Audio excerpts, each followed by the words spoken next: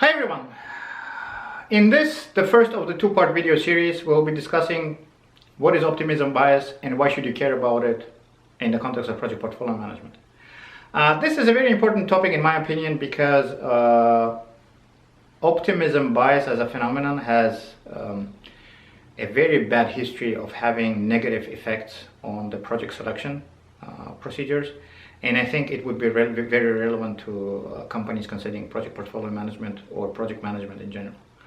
So thank you for watching.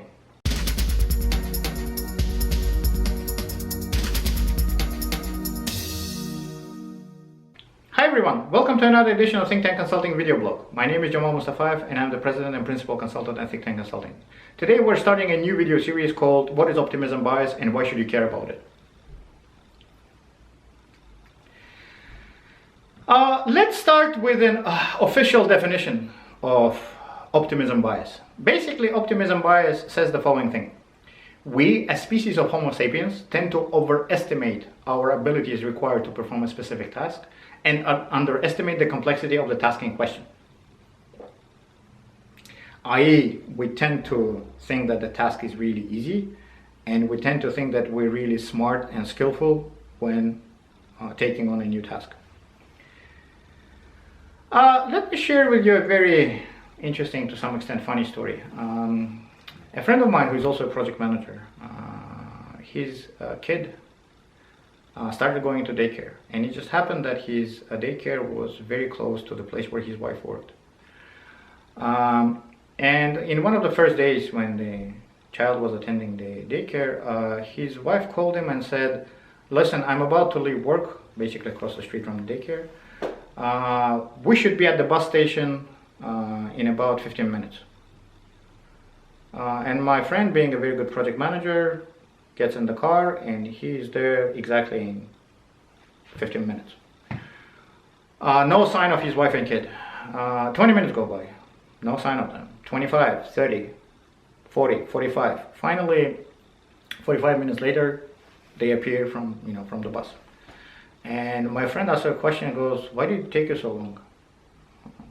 Why did you decide that it will take you 15 minutes to get here?" She goes, "Well, I just logged on onto the bus company website and it says that getting from point A, i.e. my work, to point B, i.e. the station, takes 15 minutes. And my friend, again, being a very experienced project manager, goes to her, "Well, did you consider the following tasks? Walk from your office to the daycare.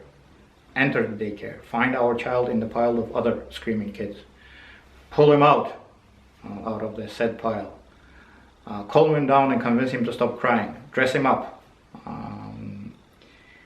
calm him down and convince him to stop crying again, drag him all the way to the bus station, wait for the bus to arrive, get on the bus."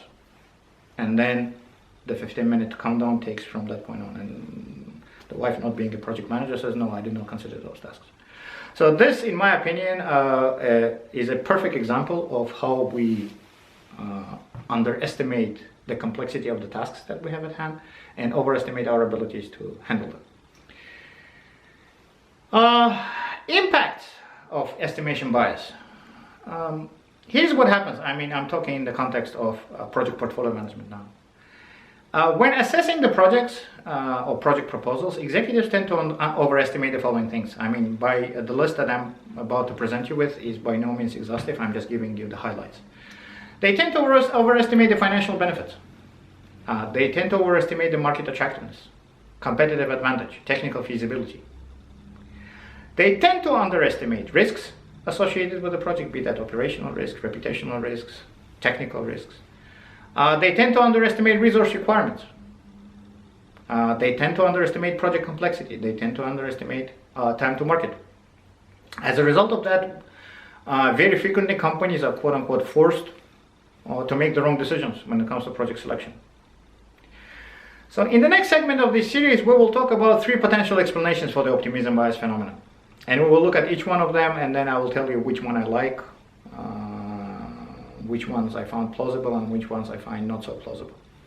So this was the first episode of What is Optimism Bias and the impact it can have on project portfolio management series. Please share and like this video, leave a comment, visit our company blog at thinktankconsulting.ca, follow us on Twitter, Facebook, connect with me on LinkedIn.